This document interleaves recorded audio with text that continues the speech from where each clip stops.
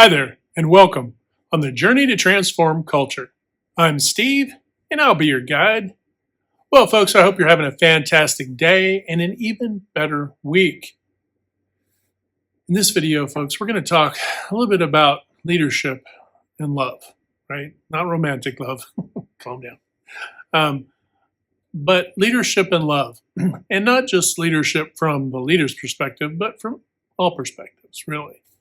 So, as we dive into that, let me preface everything by saying that oftentimes we dive in talking about organizational culture, right? But everything is connected, all the dots connect. So, things we might talk about with organizations and people within them, and so on and so forth, those emulate out into the groups that you're involved with outside of work as well, right? Your local community, local governments, clubs, and all kinds of associations you're involved with, your churches, all of it, right? Everything's connected, right down to your friend groups and your family and so on, right? Right down to our relationships. So pluck out what's useful, put it in your toolkit, and then, if you can make your life more thriving and those, I should say, of your team, that's what we're here to do, right? So onward and upward. All right. Love and leadership. Seems like a strange thing to say, right? It's like, well, we don't talk about love because it's professional. Well, we're not talking about romantic love, so let's just push that one off the off the stage for a minute, right? For completely. We're talking about the kind of, I guess you could say, I guess to start out, we should reel it back down to its core, right? Love. If you think about love, think about the highest noble frequency that you could ever imagine, right? And the easiest way to think of it is not necessarily romantic, but think about people, right, that you care for in your life, right? Might be, and obviously it's going to be dependent on your situation. So I'll try to hit a few. There may be one that works for you because not everybody is in good stead with everybody, right? But it might be your love for your parents. That is your purest. It's the song. It's the frequency. It's it's almost like a beautiful melody, right? And why am I using music and frequency? Because love is very difficult to describe in its purest form, right? We could say it's a feeling, right? We could put a laundry list of, acceptance and devotion and sacrifice and all the things, right? We could describe it. We could just keep going and going and going about all the things that really apply to love, right? And it captures on its own such again, a pure essence. And if you imagine that as a road now, right? So it might be your parents that you love, might be obviously your children and your significant other. Obviously that's romantic, but there's that love, right? There's a frequency there, right? As a frame of reference. And you think about those frequencies and you think about how you elevate that frequency, right? Now, if you think about that as a road, that frequency, that, the finest idyllic love that you can really feel and see in your mind's eye, right? Feel, right? That's a road. Well, from that point on, that becomes your standard, right? That's that's your standard for love in life, right? Those people, persons, etc., really hold the ground for that standard, right? And you have been, whether you know it or not, people have been falling below the standard or at times rising above the standard. You come across people in the community that are very selfless and just, super genuine and authentic and all good things. And you feel a compassion, right? We use that aspect of it. You feel a compassion, right? And so that love, but you are essentially measuring everything off of your ideal all the time.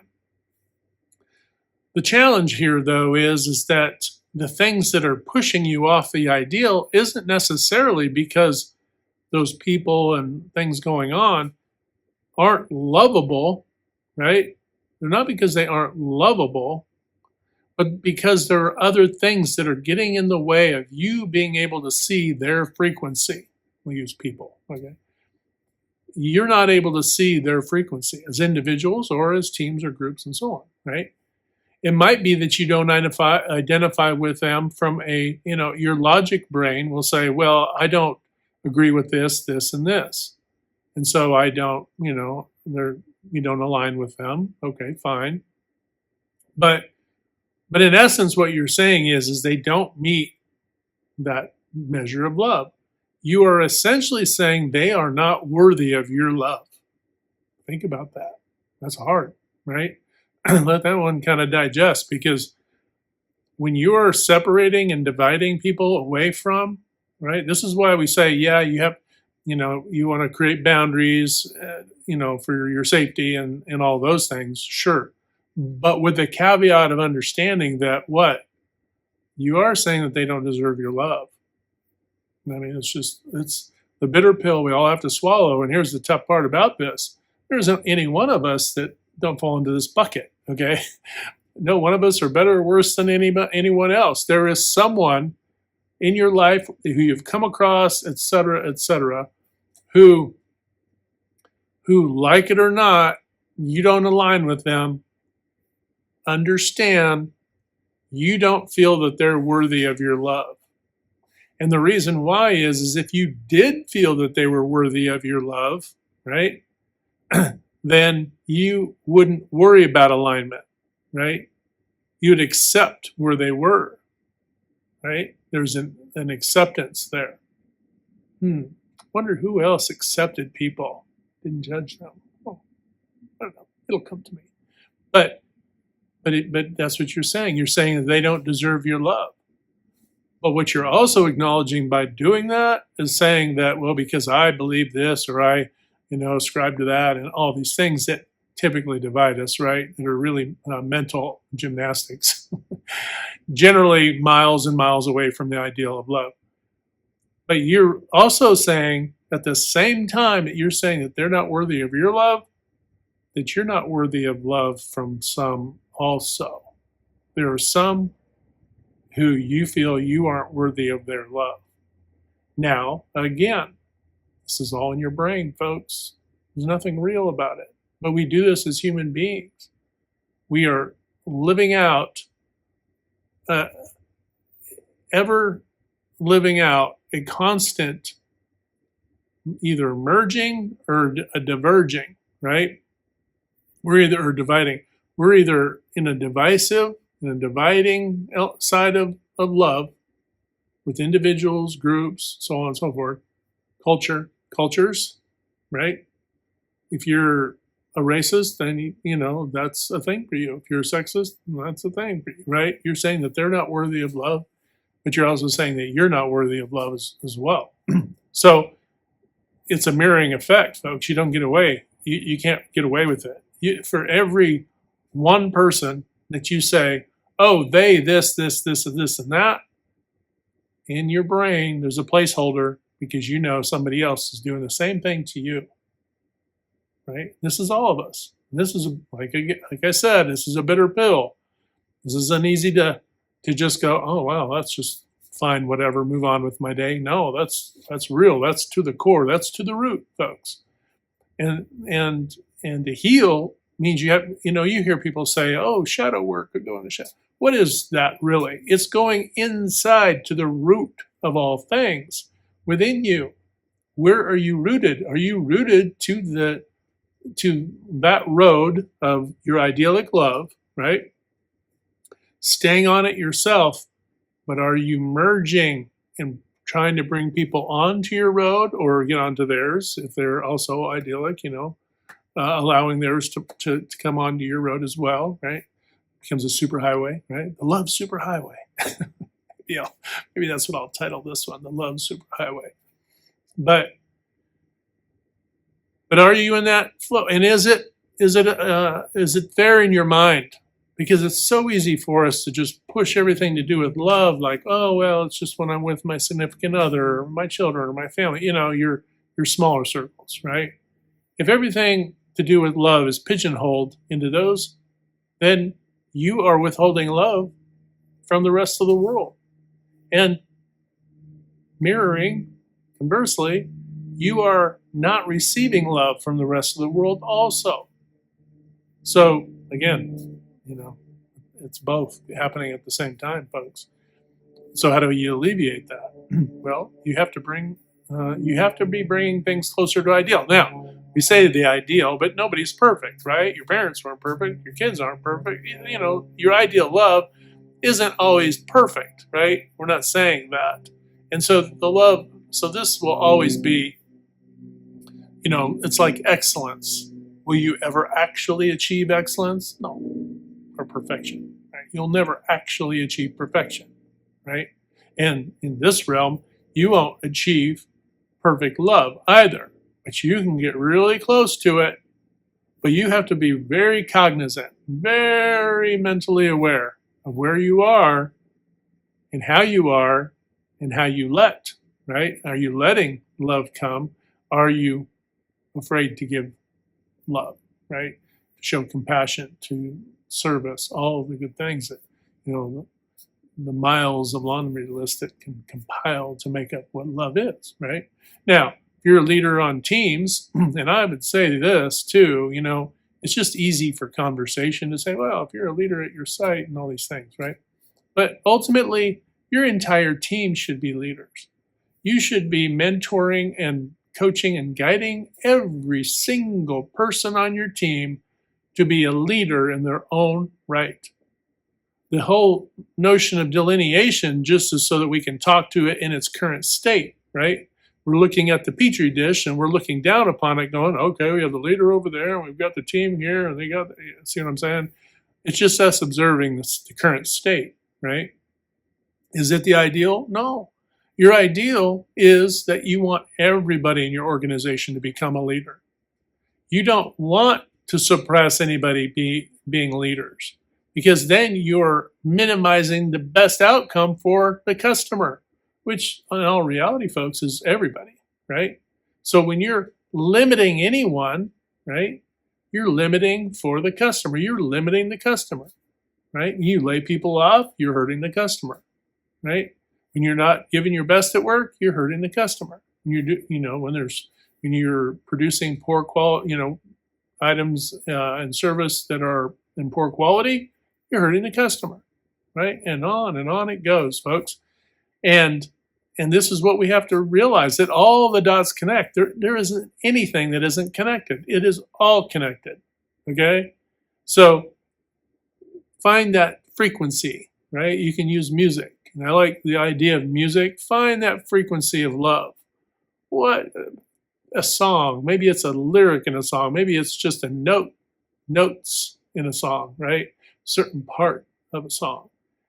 And maybe it's a guitar riff, right? Maybe it's a really cool guitar riff. I know one from you too that I really liked. I've blown out a couple amps jamming up to that back in the day. Maybe it's a guitar riff that really just feel that, right? You're feeling it. You're feeling the power of love too, right? It's not just, puppies and ice cream, right? There's a power in love, right? There's a courage. There's a heroism. There is all of these things in that idyllic love, right?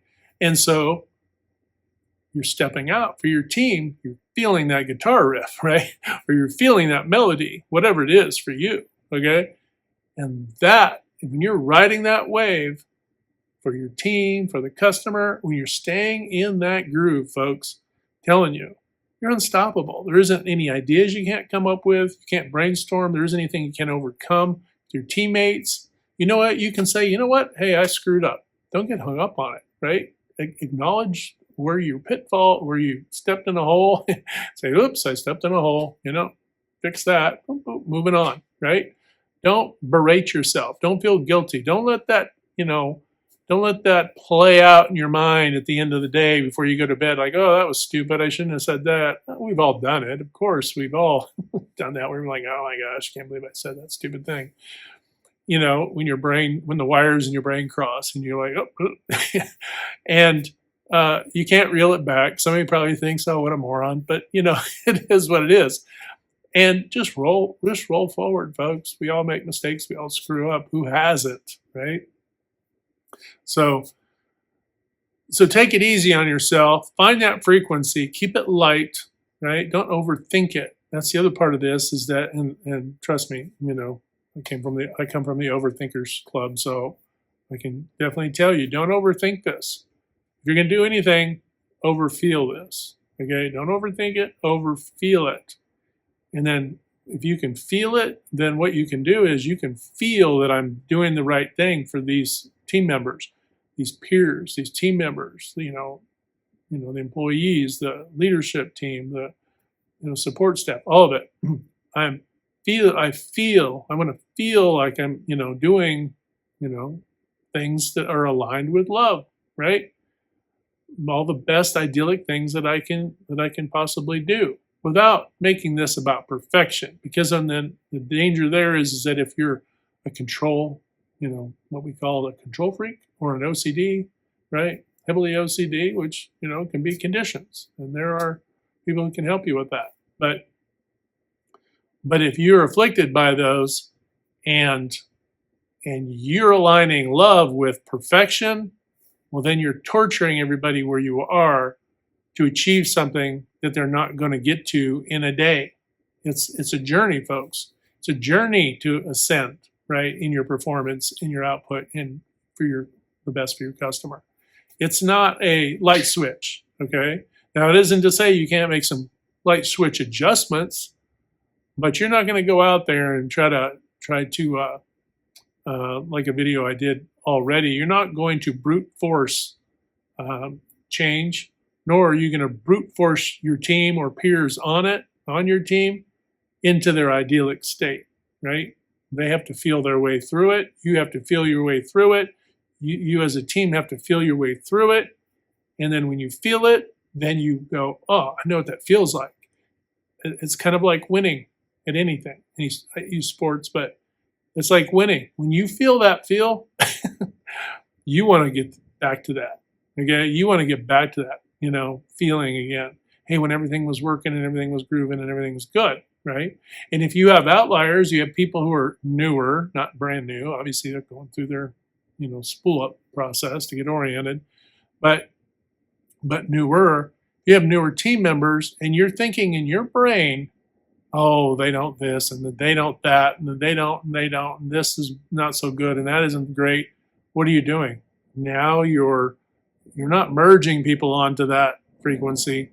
You're dividing them, right? You're pushing them away from it, right? So it's a mindset. You have to catch yourself. You have to catch your thinking. It is really easy to say, don't have a bad attitude, right? You can be grumpy and have a good attitude. You can be like, I don't feel very good, but then be as pleasant as can be with your peers, right? You could just feel bad for a number of reasons, right? But still be pleasant to your peers or to customers.